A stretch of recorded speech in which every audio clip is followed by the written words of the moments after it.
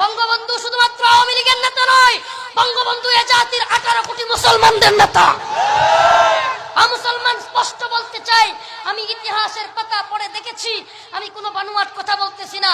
গোটা পৃথিবীতে যে সমস্ত নেতৃত্বের কথা গোটা পৃথিবী ইন্টারন্যাশনালি আলোচনা করা হয়, তার মধ্যে সবচাইতে আগে যে নামটা আসে সেই নামটা আমাদের বঙ্গবন্ধু শেখ মুজিবুর রহমান। আজ প্রথমবার কইছস, তাই মাফ করে দিলাম, কিন্তু দ্বিতীয়বার যেদিন কবি সেই দিন তোর কলজাটারে তাই না বাইর করে আমি ওজন করুম।